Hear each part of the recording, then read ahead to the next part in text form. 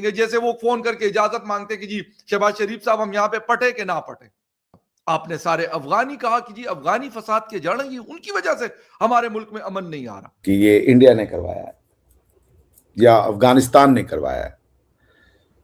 तो मस्जिद की जगह कुछ और भी हो सकता था अगर करना ही था। तो करने वाला कौन था उसके बारे में आप क्या जानेंगे, कैसे जानेंगे? और इसमें इंडिया का क्या फायदा है कि अगर हम आपकी मस्जिदों में बम फुड़वाएंगे तो क्या कल हमारे मंदिर में नहीं बम फूटेंगे? हमारे यहाँ मस्जिदों में बम नहीं फूटेंगे कल? तो और ये भी जानते हैं कि ये शियाओं की शायद मस्जिद थी अगर मैं गलत नहीं था। तो इसके बाद कुछ जगह रह जाती है बोलने के लिए। कल आपने मुझसे कुछ प्रश्न पूछा था ना, देखिए कि पाकिस्तान गरीब है। मैंने आपसे कहा था कि पाकिस्तान गरीब नहीं है। पाकिस्तान अपने मुसलमान होने की कीमत चुका रहा है गरीबी दे करके। वो बहुत महंगा मुसलमान है, दुनिया का सबसे महंगा मुसलमान है पाकिस्तान का, क्योंकि वो अपनी मुसलमान होने की कीमत चुकाता है अपनी हिस्ट्री को डिनाई करके, अपने आइडेंटिटी, ट्रेडिशन, कल्चर पे बैन लगा करके, अपने पुरखों को गाली दे करके। तो अब इस पे हम क्या बोले हैं? मैं इस पे यही कह सकता हूँ कि आरजू जी मुझे दिल से दुख है। वो बेचारे पूजा करने गए थे, या जो क्या कहते हैं उर्दू में पूजा करने को मुझे नहीं पता, लेकिन पूजा करने गए थे ईश्वर से, अपनी अल्लाह से, अपने घर वालों के लिए अच्छी बात। जुमे की नमाज के लिए गए थे सर, जुमे की नमाज थी आज। जुमे की नमाज के लिए गए थे, तो मतलब पूजा ही है ना, नमाज एक तरीके जी, का जी, इबादत, ईश्वर की इबादत ही है ना, अल्लाह की इबादत ही है ना। उनका तो कोई बेचारों का मोटिव नहीं था। वो तो ये सोचे होंगे कि आज हम जाएंगे, ये नमाज अदा करेंगे और घर आ जाएंगे और फिर अपनी शायद और अच्छा इंसान बनने का प्रयास करें, जो उनकी एबिलिटी थी थिंकिंग की। कोई बुरे मन से तो गए नहीं होंगे, मगर उनको ये मिला। वो आदमी कौन था जिसने इसको प्लान किया कि मस्जिदों में पूजा करते समय आदमी को मारो? आप समझ नहीं है ये बात कि जब आदमी अल्लाह की पूजा में, अल्लाह की इबादत में व्यस्त है, तब उस पर बम विस्फोट कर दो और लोगों को इकट्ठा मार डालो। इतने लोगों को भारत का क्या फायदा होगा इसमें कि हम इतने लोगों को इकट्ठा मरवा दें? अफगानिस्तान का इसमें क्या फायदा होगा कि वो इतने लोगों को इकट्ठा मरवा दे? तो नहीं सर, ये अपनी नाकामी, अपनी नाअहली, अपनी जिसे कहते हैं ना कि अपनी कमजोरी छुपाने का सिर्फ एक तरीका है, वरना क्या कर रहे हैं आरजू जी? ये कामयाबी है, समझिएगा इसको जो मैं कहना चाह रहा हूं। ये कामयाबी है, ये नाकामी कतई नहीं है। जब आप नफरतें बो रहे हैं तो नफरतें ही मिलेंगी। वो कामयाब हो गए। वो जो सारा दिन बैठ करके दूसरों में ये कमी है, ये कमी है, लोगों के ऊपर आक्षेप लगाना, वो तो आप अपने समाज को ऐसा बना दिया, आपने कामयाब हो गए आप उस समाज को। आप ये सब चीजें सिक्योरिटी और लॉ एंड ऑर्डर से नहीं सुधरती हैं। जैसे ना भारत के रेल में बहुत पहले एक आदत हुआ करती थी, लोग मूंगफली खाते थे वहीं फेंक देते थे, गंदा करके रखते थे डब्बे को, सोचते थे कि रेलवे वाला आके साफ करेगा। लेकिन जो सफाई कर्मचारी है वो सफाई को मेंटेन कर सकते हैं। यदि आपका भी घर हम आके गंदा करते रहे और आप साफ करते रहे, आपकी कमर टूट जाएगी।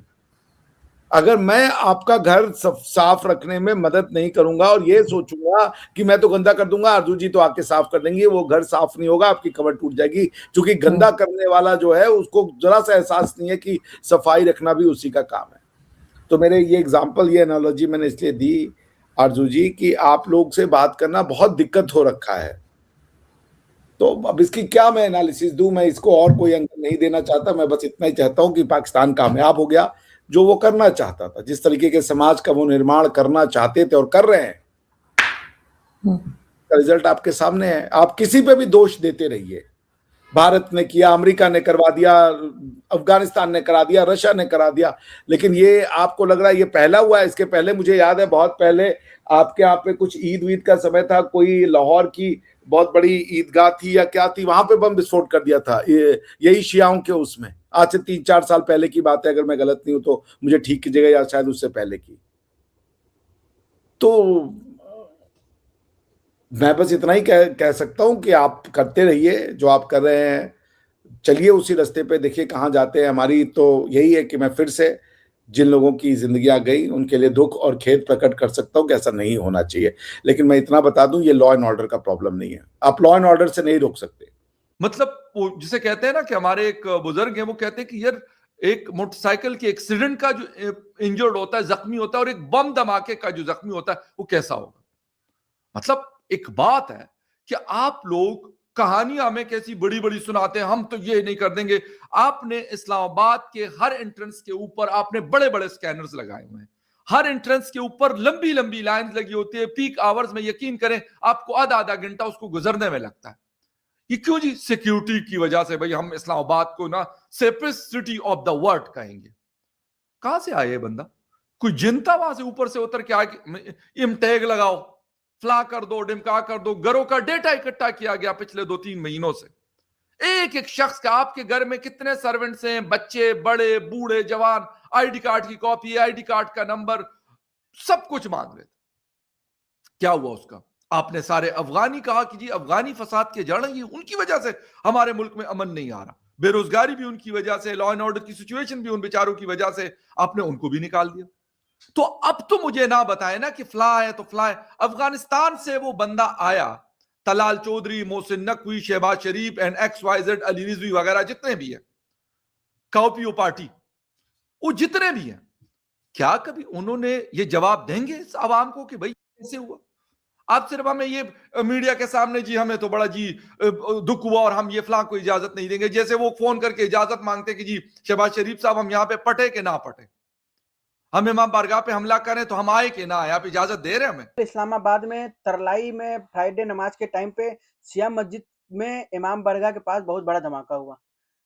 यह धमाका मस्जिद के एंट्रेंस के पास हुआ और इसको एक सुसाइड बमिंग का नाम दिया जा रहा है। धमाके में मस्जिद को काफ़ी ज़्यादा नुकसान हुआ है, जिसमें 24 से 31 लोग की मौत हो गई है और 160 लोग घायल बताए जा रहे हैं। अभी तक इसका पता ये नहीं चला कि यह किस ग्रुप ने करवाया और क्यों करवाया। लेकिन अब पाकिस्तानी गवर्नमेंट अंदाज़ा से बता रही है लेकिन पाकिस्तानी गवर्नमेंट अपने अंदाज़े से बता रही है कि इसको या तो अफ़गानिस्तान या तो इंडिया वालों ने करवाया है। और बात रही अफ़गानिस्तान की, तो अफ़गानिस्तान को तो पाकिस्तानी गवर्नमेंट ने खुद मार-मार के बाहर निकाल दिया। अब वहाँ पर कोई अफ़गानिस्तानी है भी नहीं, तो अफ़गानिस्तानी क्यों इतना बड़ा रिस्क लेंगे?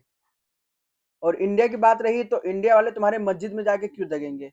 तुम्हें खुद सोचना चाहिए, ये सब काम तुम करते हो, इंडिया वाले नहीं। इंडिया वालों की इतनी नीच हरकत नहीं है कि कोई मंदिर में पूजा पाठ करने या नमाज पढ़ने जाए और वहां पे जाके बम के साथ फट जाए। यहाँ साफ साफ दिख रहा है कि यह सिया कम्युनिटी को टारगेट करने के लिए किया गया है, लेकिन जो पाकिस्तानी गवर्नमेंट है और पाकिस्तानी मीडिया अब यही खबरें चला रही हैं कि इस पे या तो अफ़गानिस्तान या तो इंडिया का हाथ है। जबकि अभी तक किसी ग्रुप ने ये क्लेम नहीं किया है और कहीं न कहीं ये भी माना जा रहा है कि या हो सकता है बलूचियों या तो पाकिस्तानियों किसी टेररिस्ट ग्रुप का काम होगा। लेकिन अभी आने वाले टाइम में इसका क्लेम कोई न कोई ग्रुप लेगा और पाकिस्तानियों का एक बार फिर पर्दाफ़ाश होगा, जो वो इंडिया वालों को बदनाम कर रहे हैं। देखते हैं आने वाले टाइम में क्या होता है? क्या सच में इंडिया वालों ने ये धमाका करवाया है या अफ़गानिस्तान के किसी बंदे ने जाके वहाँ पे शिया कम्युनिटी को टारगेट किया या पाकिस्तान के किसी टेररिस्ट ग्रुप ने ही करवाया है। बने रहिए हमारे साथ और आप भी अपनी राय बताइए, आपकी क्या राय है? अपनी राय कमेंट बॉक्स में ज़रूर लिखें। जय हिंद, जय भारत।